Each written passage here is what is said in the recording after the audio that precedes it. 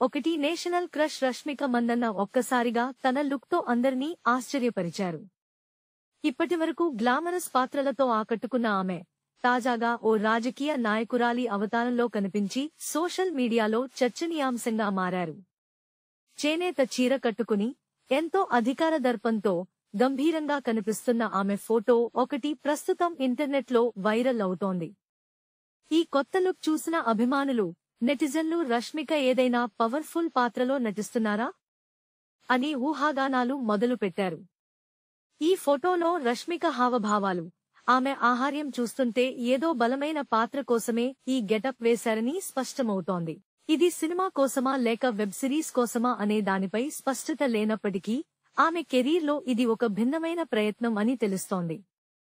Red carpet ఈవెంట్ల కంటే cabinet మీటింగ్లకు సరిపోయేలా ఉన్న ఈ లుక్ ఆమె తదుపరి ప్రాజెక్ట్పై అంచనాలను భారీగా పెంచేసింది. ఈ విషయంపై రష్మిక సన్నిహిత వర్గాలు ఐఏఎన్ఎస్ వార్తా సంస్థకు స్పందిస్తూ, ఇది కేవలం ఒక సాధారణ లుక్ మార్పు కాదు, దీని వెనుక ఒక పెద్ద ప్రయోగమే ఉంది. రష్మిక ఎంతో శక్తివంతమైన పాత్రలో కనిపించబోతున్నారు.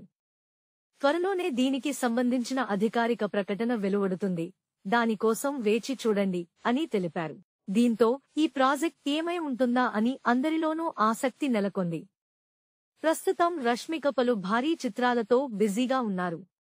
ఆమె నటిస్తున్న ది గర్ల్ ఫ్రెండ్ చిత్రం ఈ ఏడాది సెప్టెంబర్ 5న విడుదల కానుంది. దీనితో పాటు ఆయుష్మాన్ ఖురానాతో కలిసి తమ బోండు తెగకు చెందిన యువతిగా మైసా అనే యాక్షన్ థ్రిల్లర్లో నటిస్తున్నారు.